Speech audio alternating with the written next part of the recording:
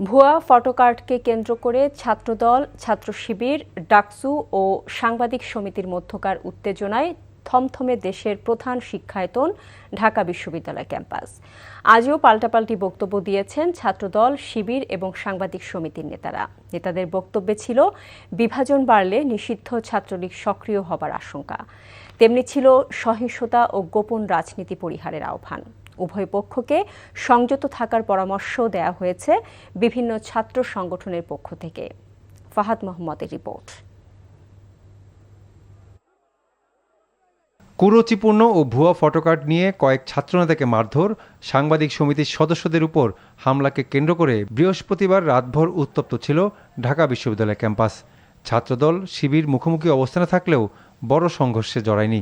শুক্রবার পরিস্থিতি স্বাভাবিক থাকলেও দোষারোপের প্রতিযোগিতা ছিল নেতাদের কণ্ঠে।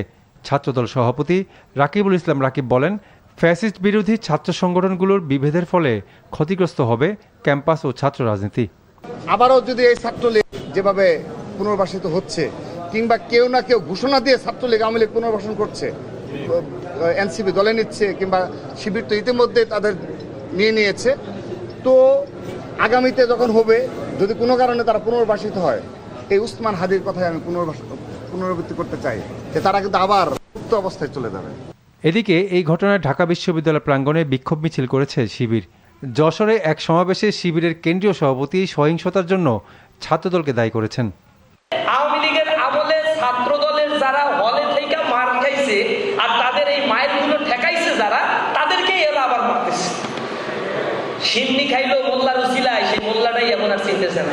মঞ্চ 24-এর আহ্বায়ক ফাহিম ফারুকের অভিযোগ, সহিংসতা উস্কে দিয়ে নিষিদ্ধ সংগঠন ফায়দা নেওয়ার চেষ্টা করছে।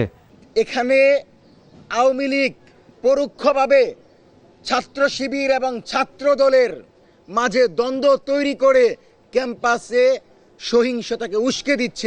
অন্যদিকে ছাত্রদলকে সহিংস রাজনীতি পরিহার এবং ছাত্র শিবিরকে প্রকাশ্যে গণতান্ত্রিক ধারায় আসার আহ্বান জানিয়েছে বাংলাদেশ ছাত্র অধিকার পরিষদ। বিভিন্ন ধরনের যে প্রোপাগান্ডা চালাচ্ছেন, আমরা মনে করি এরা এক ধরনের অদৃশ্য devil. Fahad Mohammad, NTV news, Dhaka.